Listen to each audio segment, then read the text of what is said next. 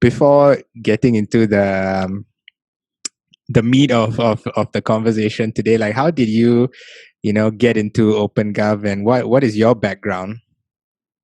So how I ended up here is it's, I don't know, some fortuitous combination of the will of the universe and timing and a bunch of things. So my background is started my career at McKinsey doing strategy consulting work after getting a degree in mechanical engineering and realizing I loved analytical problem solving. I just didn't care that much about cars. And so McKinsey was a good ground to figure out kind of what I might be passionate about in terms of industry at least. So I like the problem solving work. I ended up doing my second year at McKinsey exclusive on public sector work. So that's like, okay, great. I really like public sector work. Let me see if I'm cut out to actually be a public servant. Went to Papua New Guinea for a year and a half on a secondment, built the Office of Climate Change for Papua New Guinea. And that's where I realized, yes, I like public sector work, but also I really like this idea of sustainable organizations and building capabilities and making sure people are capable both with the hard skills and the soft skills to be able to sustain an organization, because me or anyone else are not going to be around forever. So can I help build sustainable organizations? And then it kind of went from there. So I went and did my master's at Harvard in public policy because I know academic background. Spent some time in Ethiopia working for the government, also writing my master's thesis on the same topic. How do you increase capability building across an organization that is focused on a particular area that needs both hard skills and soft skills? Then decided to move home and kind of get my personal life in order, get married and so on. And then when joining the government, I thought nice to at least first have an overview of what's happening. And I joined the Center for Strategic Futures, a bit more consultant-ish strategy role. And then I did another stint at the Ministry of Home Affairs to get a feel for like hard domestic security concerns, policies, and then you combine that strategic stuff with actually resources and implementation, which is quite nice. But overall, I think after spending 5 years in government before I joined OGP, I think there's a huge focus on KPIs in Singapore. Like, hey, here's the KPI, let's make sure we deliver. Let's make sure we present to a lot of the high-powered people, whether it's politicians or bureaucrats. And there isn't a concrete, detailed focus on people. And as a consequence, both from a lot of the people that I spoke to and my own personal experience, there then came this widespread gap between the kind of potential that people have if you speak to them on a regular basis and the level that they're performing at on a regular basis.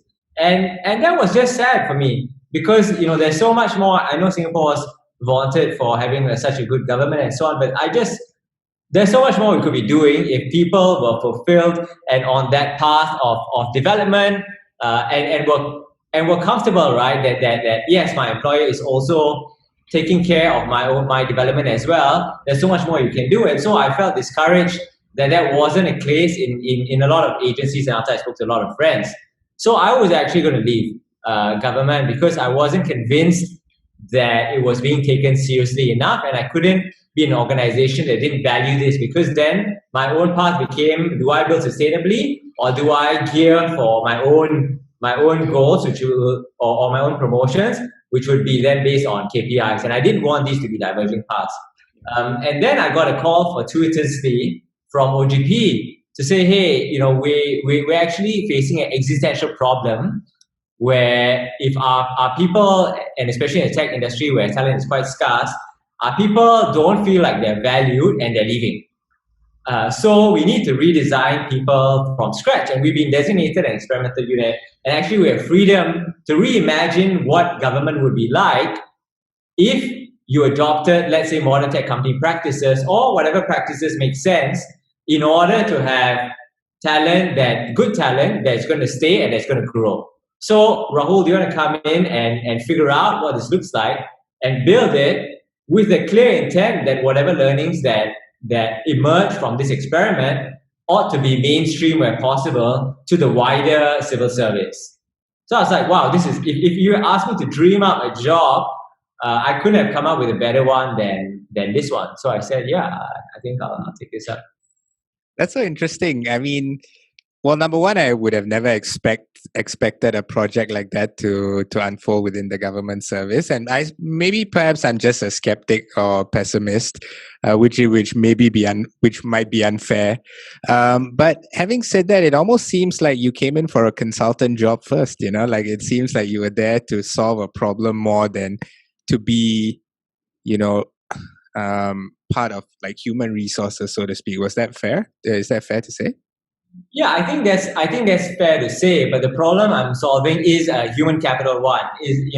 That's the problem that I'm here to solve. And I think what really helped for me is the clarity that I'm not just solving the specific problem for OGP, but there was alignment from the get-go that the idea is experiment not just for experiment's sake, but really for implementation and for wider use where necessary.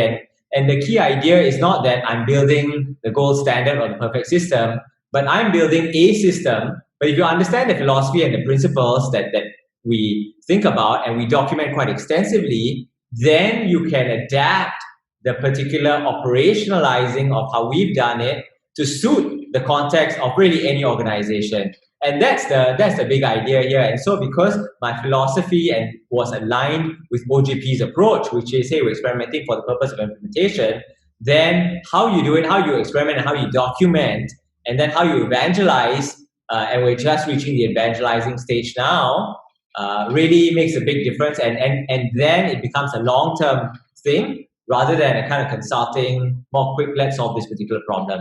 And that's the difference. Right. Well, so has any of your best practices been adopted by any other agency so far? No, I don't think I should say who we're in discussions with right now. Okay, yeah, that's fine.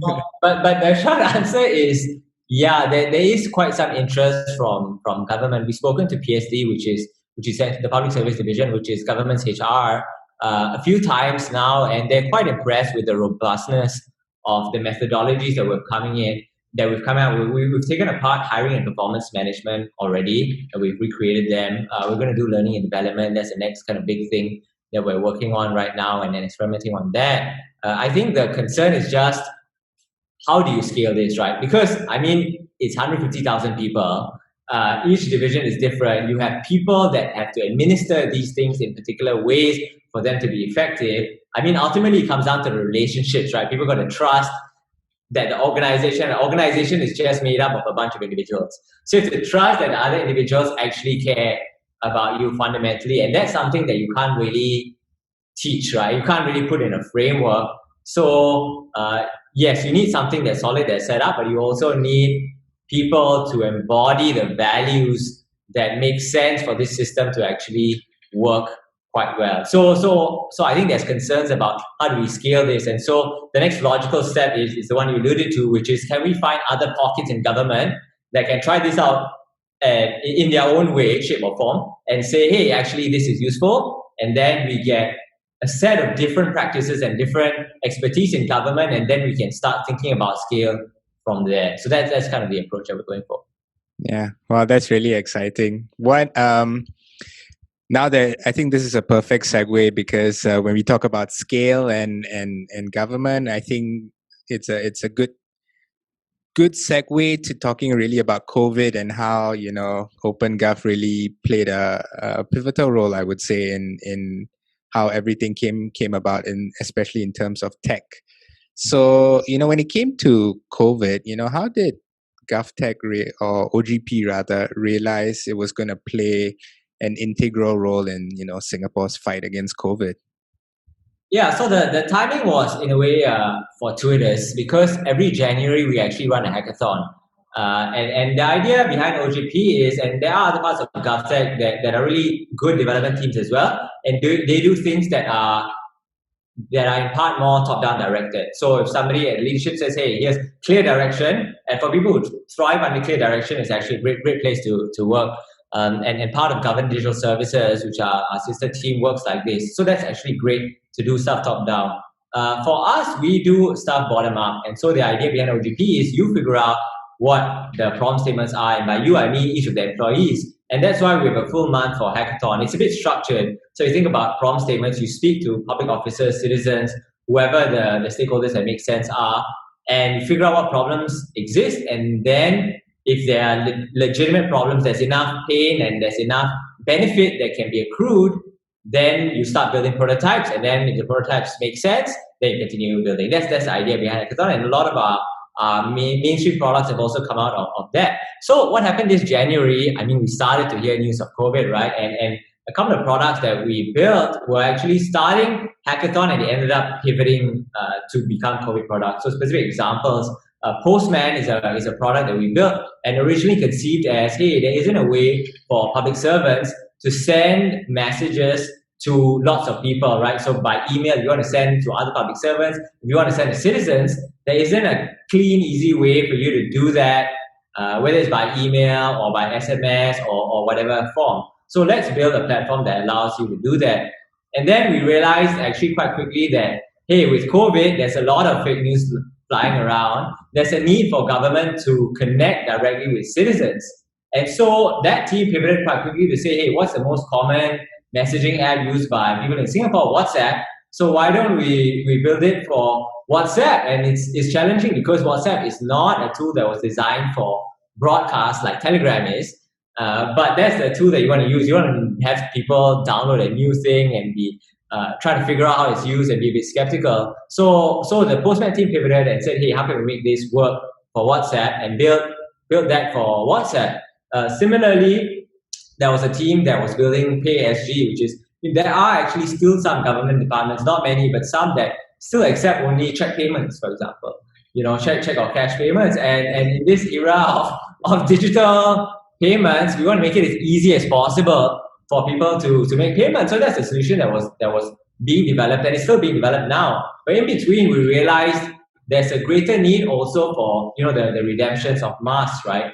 And so a different team, so built Redeem SG, which was used in the third distribution of MTI's mask distribution, and Temasik's mask distribution, right? Like 3 million plus masks were distributed through that. And so building an app where it's actually easy to track inventory, has that gone out, and has somebody actually taken the mask so you don't have duplication that's going on. So it's actually things that made sense, that we had something in mind, but we realized actually the use case doesn't quite make sense for a COVID period. So let's figure out how to have that flexibility. And I think there's two other things that I'll mention here.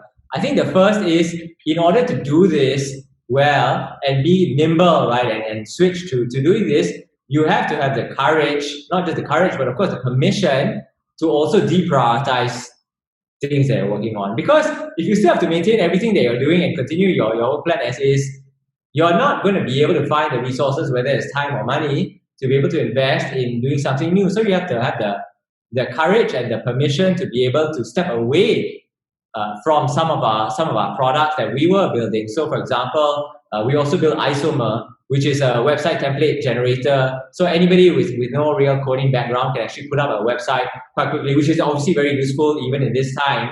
But rather than developing that further and creating more features on that, we said, hey, let's put that on hold. And that team actually went on to do Homer, which is a tool that allows people to self-report their location if you're on quarantine or stay-at-home notice, so that you report, and then you can focus enforcement, therefore, on people who are either not replying or people who have replied but they are in a different location, like, hey, what's going on here, right? So that's obviously a tool that makes more sense now. So we put Isomer on hold and build Homer instead. So you have to have the courage, and you have to be able to explain to people what's going on and still communicate with them and let them know when you might pick that up. And now we are reverting back to working on some of these products. But you need to have the flexibility to be able to do that. The last thing I'll say is, I think there needs to be creativity in terms of new ways of working. And we've done many things, and I can talk about them later in the broader theme. But one thing in particular that really helped in this fight against COVID was, actually, you asked how do we know when did we start thing, right? And it's when we started receiving a deluge of emails from people, many people in the Valley, by the way, Singaporeans or overseas, said, hey, can I help in this fight against COVID? All I have are my software engineering skills, but can I use them in some way to help, right? And we got 600 plus people emailing Gafftechs to say, hey, can I help? And we don't work with volunteers, right? I mean, not in a sustained way, and not with so many volunteers. So the question became, hey, there's a lot of expertise actually that we should tap on, not really qualified people, but how best do we integrate them in the things that we're doing now? And so it requires also changing the way you work and who you work with in a way that allows you to then come up with really, really good products. Wow, that's so interesting. And I want to focus on that 600 plus people from the Valley or perhaps all across the world who are willing to devote their time and energy and skill sets to this mission. How do you then utilize their skill sets? And how do you know, like, how many do you need, and how do you make them feel like, they're part of this? Because I imagine that's a lot of logistics and admin to think about as well. Yeah, absolutely. And so for these 600 plus people, you're right, they were all across the world, and also of varying skill sets, right? You have people ranging from senior engineers to students, right? So we need to do a quick assessment of where these people fit, right? That's one. So on the supply side, you're going to call it that. Like, hey, where are these people at in terms of skills and commitment, right? These are the two main things. Where your skill level at, where's your commitment at? And how much you want to contribute. And then on the demand side, we also aggregated. So we work with the whole of Gafftechs, the Smart Nation Digital Government Office, to say, hey, where do we need people? Right? And so this is ranging from GDS, which builds safe entry and trace together, and our team and other teams as well, the sensors team and all, to say, hey, these are the projects that I'm working on, but also these are the skills that I'm looking for. Right? And then we have how do you work together and collaborate? Because like you said, it's massive effort. Actually, in this day and age, a wonderful thing about using things like Google Suite, everybody has access to, Google Sheet, and you don't have to have really sophisticated things at the start. But at least for volunteer management, we end up using Google Sheet. And what you do is track, say, hey, who's engaging this person, right? And you try not to have one person or two products because it might be a bit much. So as far as possible, you're like, hey, which product is this person on? And then you pick, as soon as you're going to contact them, you say, hey, I'm going to ping this person for this product. And then you make sure that's updated regularly. So like Russell, my colleague, would every day basically update, make sure the sheet's updated, have a call, like 15 minutes call with people, say, hey, she's updated, are we good? This is the current state of affairs. And I think the other thing that's key is to allow people to engage in different ways. Right, so some people are like, hey, I'm committed. Like my internship got cancelled. I got a lot of free time, right? So I'm happy to spend my whole summer. So then you can involve people like that directly on product teams, and you can start putting them in your Slack group, for example, right? So you have to manage the time zone difference for people who are overseas and figure out if they can come for meetings or what makes sense. But aside from that, you can plug into the Slack group. Actually, you're already part of most of the communications, right? So that's the first type. The second type is people who are quite senior, can't have that much time, but it might be useful to think about architectural decisions, how we should think about a product and design it, what makes sense, some of the key decisions. So at what point should we engage them and on what topic? So there's some prep by the team, but it's really helpful because that can reduce a lot of the work downstream. You don't have to do a lot of work if you design a product pretty well up front. And finally, the third is frankly a lot of people, because ultimately, we're not huge. As an organization, we're only 3,000 plus people, and OTP is only less than 50 people. So it doesn't make sense to engage a ton of volunteers, right? So what we did is so we ended up engaging about 10% of them, right? About 40 volunteers, full-time-ish on products, full-time or consultant on products. But there's only people who want to help. And so what we did is we ran an idea sprint, which is basically like a hackathon, but over a couple of weeks, which gave people the time and space to be able to create something, create a prototype. And what we said is, and so 370 people participated in this because people are just keen to build something, which is a lot, right? And you have like 70 teams that came up and built prototypes. And what we said is the 12 teams that we think are most sort of useful, you get a chance to present your ideas and your prototypes to senior management. So they got a chance with Mr. Vivian Balakrishnan, with SMS Jana, with KS Chicken of the Smart Nation Digital Office, the CEO of Gafftechs was there. And so we had a 2-hour plus webinar where each of these teams had allocated 10 minutes to present, some time for Q&A. And then we figured out what was the integration between some of the solutions they had provided and some of the solutions that already existed, whether it's factories together or whatever, and then linked up those teams to be able to contribute at least their code, if not a longer term working arrangement with them. So it's quite nice. It's different. You have to figure out different ways because there isn't a one size fits all. Yeah. Well, that's fantastic. I'm really impressed by, number one, the willingness of Singaporeans around the world willing to help in trying to figure out the best solution for us. But number two, to organize people's creativity and energy towards a worthy cause. So that for me is fantastic. What I suppose is my next question would be, we have people's creativity. You've given them permission to, and the time, and to some extent the resources to try and put something together. What's the process of building something effective in such a short period of time? Yeah, so building something in a short period of time, not easy lah. But basically, I can say that there are many sleepless nights that were had over time. So first, I know I said this earlier, but I'm gonna emphasize it. I think deprioritization is particularly important. I think a lot of organizations focus often on priorities, and the issue with that is you end up having with a lot of priorities. And with a lot of priorities, it's actually quite difficult to deliver. So I think there needs to be real clarity in terms of prioritization, and the way you get there is by deprioritizing a lot of stuff.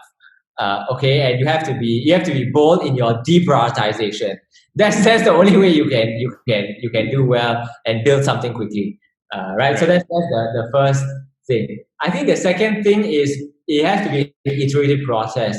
I think sometimes we feel like we don't want to show the product, and it can be any product, right? It can be a tech product, it can be work product. We want to refine it, and we want to have the best version of it, and they want to say, "Ta-da! Here it is." Like, don't you think it's great?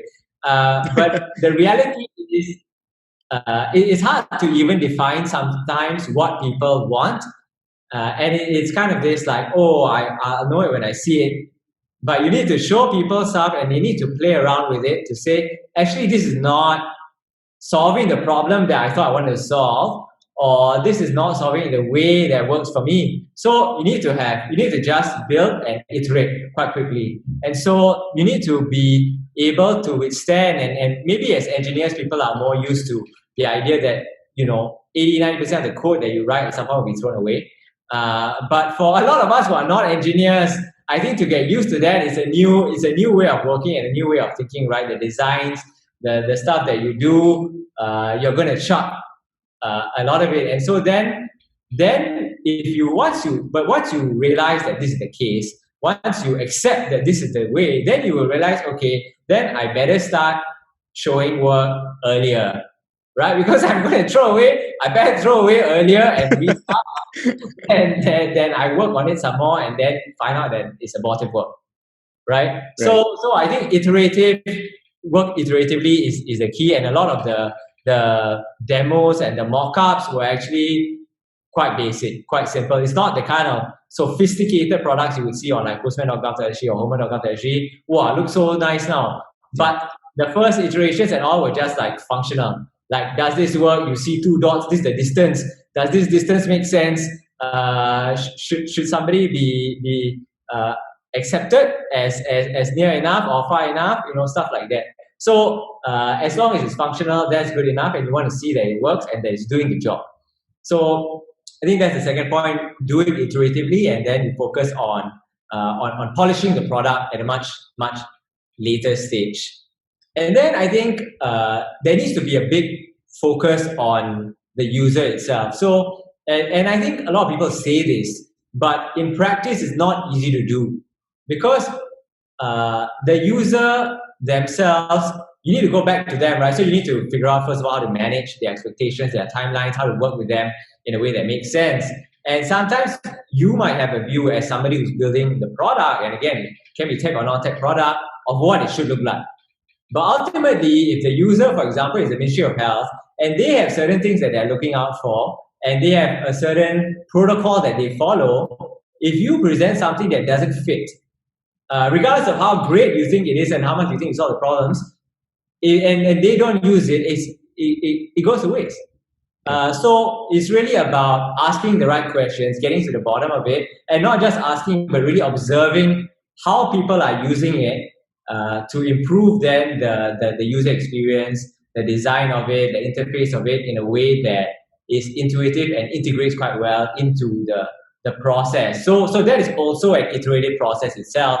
Usually you have a discussion up front, but in each iteration of the product and the prototype, you want to have an observation and a discussion with people who are really, really using it to make sure that it works. And then that allows you then to quite quickly iterate and get something off the ground quite quickly. Right. So does that mean success looks more like creating a product that is just good enough for it to be useful for someone, especially during a time like this where speed is of the essence? So is it just a case of let's try to build something as simple as possible and as useful as possible, without worrying too much about the bells and whistles? So I think you have to start there. Yes. So I think that is the fastest and best route to your largest success of a product that is recognizable and easy to use for everyone, right? Because ultimately you do need to get there, because if people citizens can't use your product, then then also cannot right? But the way to get there in the fastest and more robust way is what you described, is first getting what is commonly called a minimal viable product, MVP, and then after that you start incrementally increasing and tweaking from there, and then you will get much more quickly to something that is useful both for the agency and for citizens. Right. Wow, I think that's one of the things I really appreciated as well. And I mean, something as simple as getting a WhatsApp message with just before the end of the night with all the details that you need to know, I think is the most effective yet the simplest thing one can do, and I think that was one thing that I appreciated, because before that, in my mind, I was assuming, especially those who are from engineering and in the tech world, building something beautiful, especially when you're trying to scale it is important. But even the simplest products work as well. I wanna turn and focus more on the employees within OpenGov and maybe GovTech in general, right? You guys do a lot in the fight against COVID. Perhaps it'll be interesting to know how the company or the organization as a whole thinks about the employee wellness, especially once everyone was started working from home, and even though there's still communication, there's I would think a lot more isolation. So how did you guys think about taking care of the team? Yeah, absolutely. And mental wellness is this like really broad, this broad concept, and there's a lot of elements to that, right? And I'll just focus on a few. So I think one big thing about mental wellness and people's concern, if you talk about the big transition, right? Like even I have now worked more at home than I have in the office, and I never could imagine that, because I joined last September. Yeah. And from Feb, we started working from home, which means like I spend more time at home than in Rework, which is radical. But and how do you transition? So if you think about that transition, which is a big transition that was unanticipated, what is the consequence on mental wellness? So what are some of the issues that might arise, right? So one is, if you think about the differences between the office and home, there is communication, right? It's a huge one, because you used to pick up all this ambient information that about what's going on in the office, like and if something good will happen, somebody will say something, right? But you don't have that anymore, right? So people are living in this constant state of, hey, is something going on and I just don't know about it. Right. Right? And so how do you alleviate that tension? That is a new tension, because it doesn't exist in the office. Right? So you got to think about new ways of communication that is going to be both about transparency and about frequency. It has to be frequent enough that people don't have time for this build up of, in the last time that I heard from my boss or the head of my organization, has something happened or not? Right? And so one of the things And so one of the things that we've done in that regard is we actually started doing a 6 p.m. call every day. And sometimes the call is like, there's nothing major happened today. But at least you know that nothing happened, right? You don't have to worry about did something happen that I don't know about, because the boss will say nothing happened.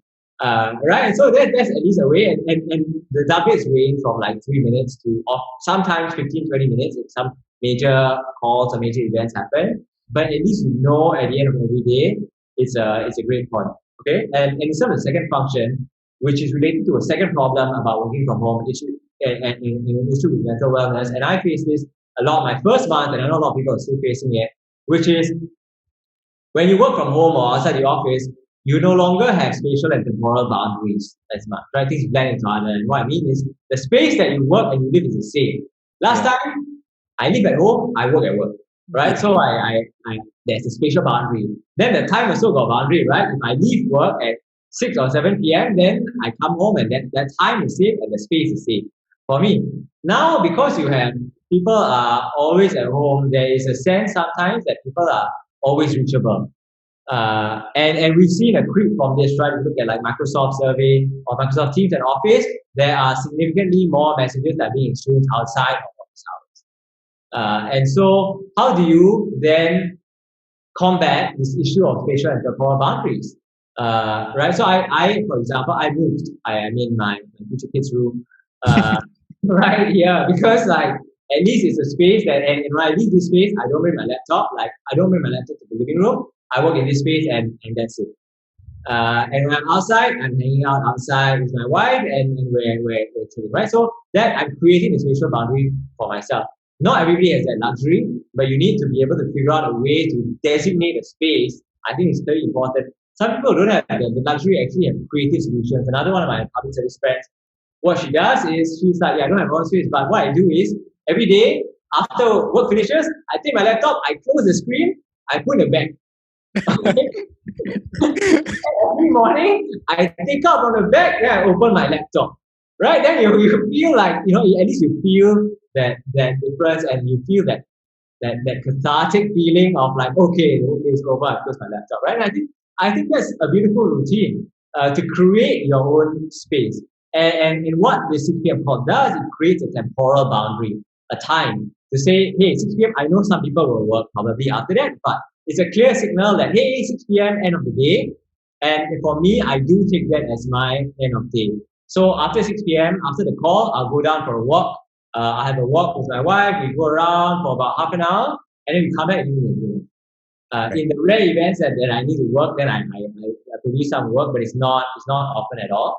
But otherwise, it's a very clear temporal boundary, and it's great because there's some permanence and there's some sort of timing that other people around me can also rely on me for. And the final thing around temporal boundaries is one of the great things about using some of the tools like Slack, for example. We use Slack. A lot of Gafftechs teams use Slack, especially development teams, is you can choose the notifications. So after 6 p.m., no more notifications. You message me. If I happen to check, then okay. But if I'm not checking Slack, then too bad lah. You won't notify me. And if you really need me, you'll call me. You can call me on Slack. But people generally don't unless it's like super urgent, right?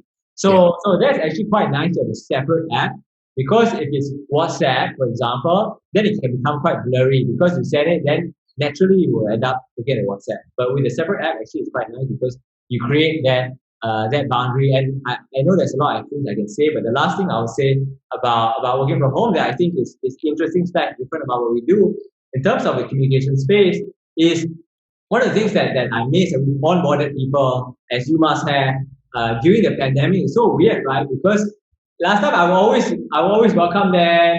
A week later, I'll check in. I'll go over to the desk. How are you doing? Blah blah blah. Have you met this person? Let me introduce you. But now there are so many people who haven't met like 80% of the office.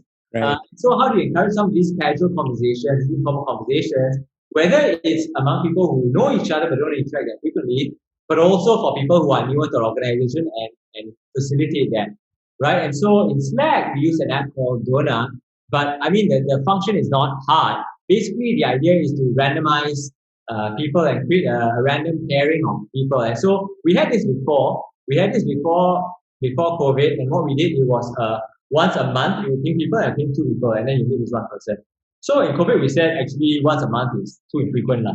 What we should do is we want to increase the frequency, we want to increase the variance of the people that you meet, but we also don't want it to have an additional cost to people in terms of time.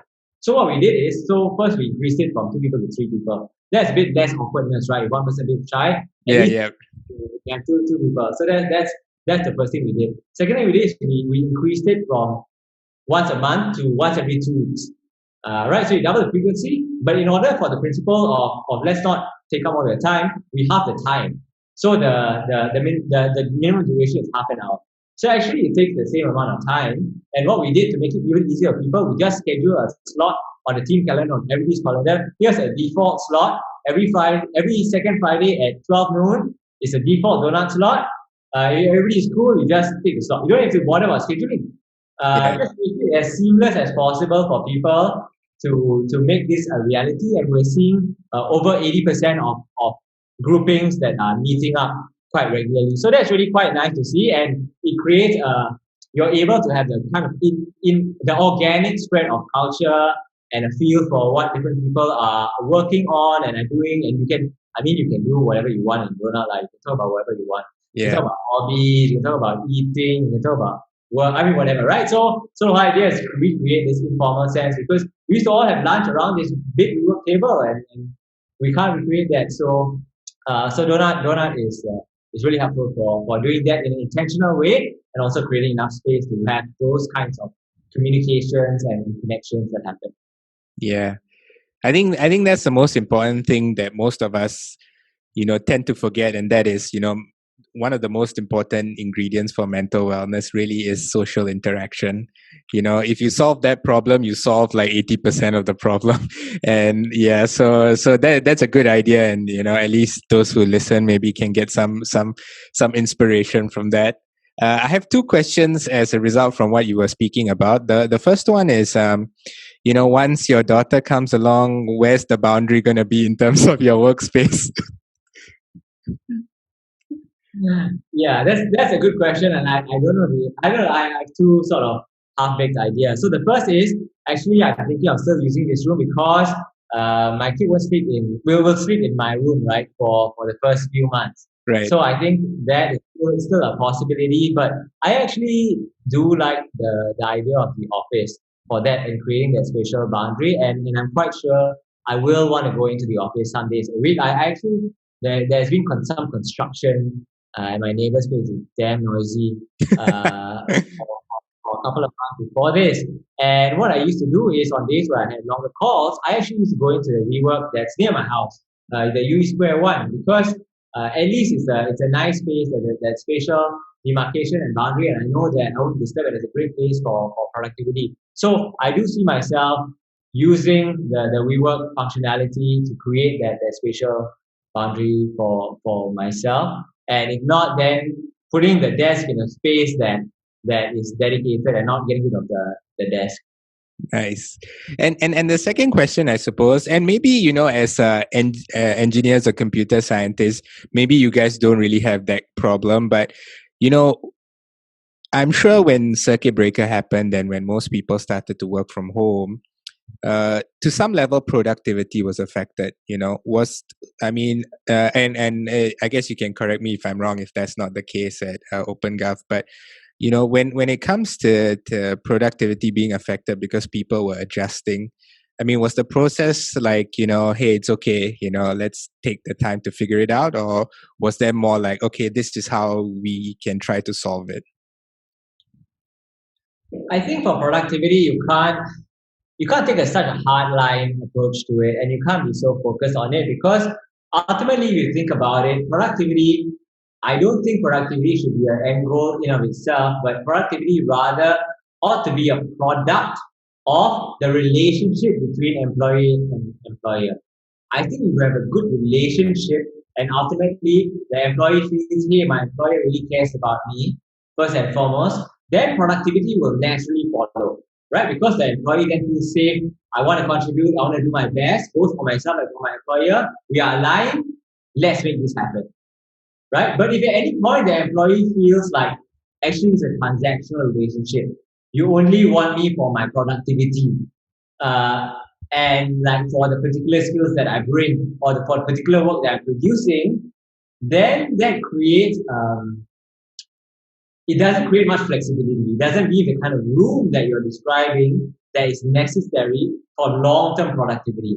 And I think organizations can make the mistake of focusing on short-term productivity too much, and it actually ends up costing them in the long term because your relationship with your employees suffer, and then as a consequence, your employees either not happy or they leave, and both of these are not good outcomes because then you don't end up having other people join. Like a lot of people who join OGP join from referrals. And honestly, a lot of our referrals are from rejected candidates. We reject 95% of candidates, right? We only have 5% acceptance rate. But the rejected candidates had such a good experience in their interview process and seeing, how people work here and what the philosophy is like, that even though they didn't get in, they refer on their friends to say, hey, this is a really good place to work. You should come work here. And you want that. And so in order for you to do that, it needs to be much more thinking about a long-term relationship. Now, the question is, if you believe that, how do you go about doing this, right? Because of course you got to deliver. Everybody's got to deliver, right? I'm not saying give somebody a free pass, right? I'm not saying that. So then, how do you encourage the long-term productivity that also translates to short-term clarity, right? But I think here you need the alignment of three things if you want that productivity to shine, right? The first is there has to be clear alignment. First of all, you've got to know what are the key priorities, right? Here, the deprioritization is quite important, but also you've got to know what you're working towards, right? What are the long-term goals of the organization? Where do you fit in? What's your particular role as an individual in your team and in your organization? So there's quite clear alignment on what's the direction that your team is going in, your organization is going in. That is clear, right? Then there needs to be sufficient autonomy. If you want long-term productivity, give people autonomy because they will have the space and they often come back with much more than you would have asked because they have the time and space to think about it in great depth or even great depth, breadth and think about different things that they may not thought, right? So people have sufficient autonomy and of course this requires you hire particularly people with enough drive in them. And that's one of our hiring criteria. So if you do that, then you can be sure that that's going to be a good outcome, right? Because you're actually hiring for the staff people and you tend to make sure that they have the initiative.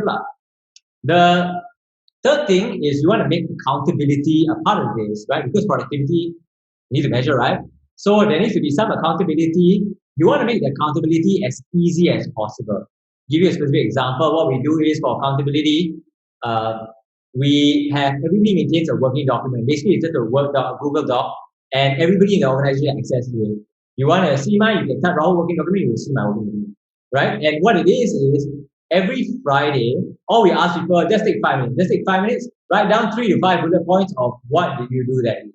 That's it. Very easy, right? I mean, it sounds, and then what happens is, when you have to do your summary every 6 months for your 6-monthly performance appraisal, it's much easier for you to do it because you've already documented everything that you've done over the last 6 months. So your accountability is really easier done. And in a way that inspires you because for me, I'm like, what am I going to put down this Friday, right? Then that spurs me to produce, make sure that I produce what I committed to doing at the beginning. And one of the modifications that we made, because you would naturally also hear about these things on Fridays, right? People are going around and talking as a natural thing. And so what I wondered is how do I create some of that dialogue and replicate that for the environment where we're all working virtually. And so I'm not an engineer, right? I'm a head of culture. But being a tech organization, got to upskill myself. So I learned a bit of JavaScript and I wrote a Slack bot.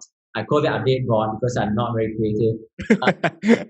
And the idea is every Friday, the bot will ping everybody and say, hey, what the hell did you work on today? So instead of me having to go on everybody's, very fun, right? Go on everybody's working document and see, and I probably won't, but I want to get a sense of what people have worked on in a quick way. So the bot will basically ping people and say, hey, what do you work on? Tell me what you worked on. And then you have a very short summary, right? 1 or 2 lines of hey, I worked on this stuff. And then at the end of Friday, the bot will list back to the whole team in the team channel, hey, this is what each of these people worked on.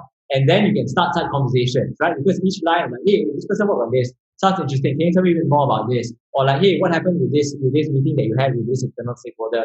Can you tell me a bit more? And then you have the opportunity for side conversations to happen off the back of this thing. So that's another example of modification that happened for COVID. But really, it's a way to have accountability and productivity again is one piece of the puzzle. But you also want to make sure that collaboration, I think, is something that I would worry about more than pure productivity, because ultimately pure productivity, if you have these two components, I think you can do it.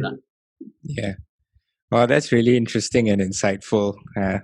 Yeah, it's definitely one of the tricky ones, but you guys seem to have nailed it, to so to speak. My final question, because I'm mindful of your time as well, is what is the biggest lesson OGP or OpenGov has learned from this experience? Building products for building minimum.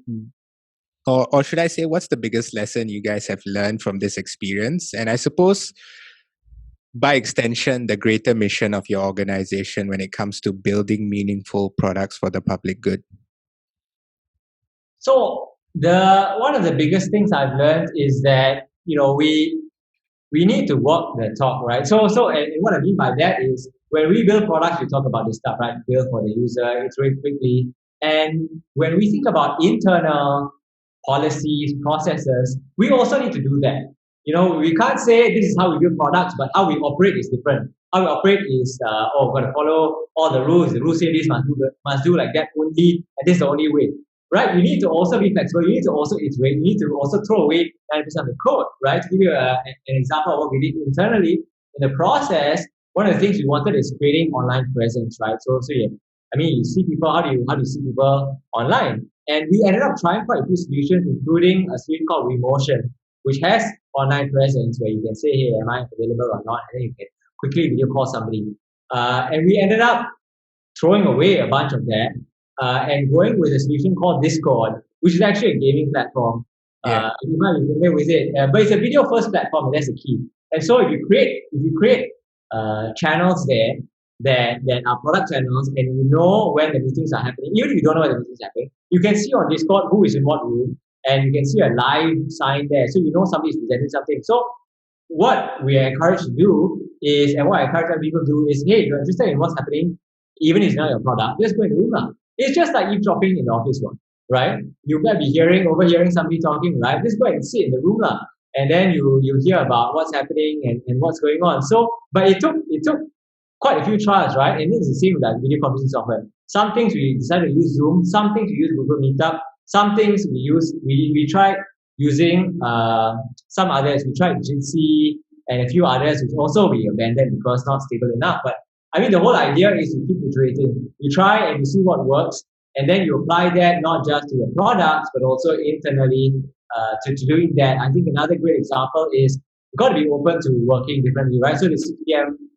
chat is completely different. We never had any kind of like 6 p.m. Before you home check, you don't have that. But it makes sense for this kind of environment. And similarly with our work with volunteers, we've never really worked, and certainly not with so many people in such a big way. But if you iterate quite quickly, if you maintain the focus on the user, and in this case both the actual volunteers who we want to engage in a meaningful way, but also the Gafftechs teams which are focused on getting products out the door and building them quite quickly, if you focus on that, actually you can come up with new and innovative ways that make sense and that are helpful, that can be scalable and applied to other use cases. So it's really about how do you apply building product, not just to tech products, but also in a broader sense to the organization. And what does that really mean when you take these values and apply them wholeheartedly to the organization? You really can deliver things in a matter of days and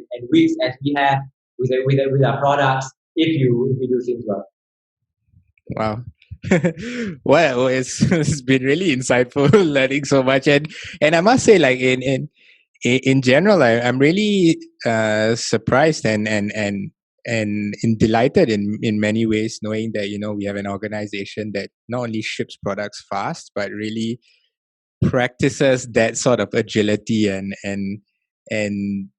I don't know, compassion when it comes to creating a team that works towards, something good. So thanks for taking the time to really share your insights.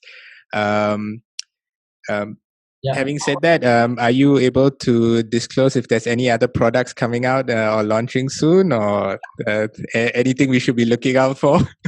Well, one thing I do want to say actually is yes, while we may be the face of some of these products, uh, we would not be able to produce these products were it not for great collaboration and partnership with many other government agencies. Like the postman example, the Gafftechs actually once said, MCI was really great. MCI is the one that comes up with content and the one that's managing that setting up on a day-to-day basis, right? Similarly, with Homer and location tracking, it is MOM and ICA who are monitoring the dashboards and doing the day-to-day enforcement. So really, it is a testament to the kind of collaboration that exists and the willingness of not just OGP, but the wider public service as well, who really have a big focus on residents of Singapore to make sure that we are safe and well taken care of during this challenging period. Yeah. Well, as a Singaporean, that's very comforting to hear. So thank you for the work you guys do as well. Much appreciated. Well, Rahul, thanks so much for spending time out of your day to speak to us about OpenGov products and how you guys went through the whole COVID period as well. Much appreciated. Cool. Thanks for having me.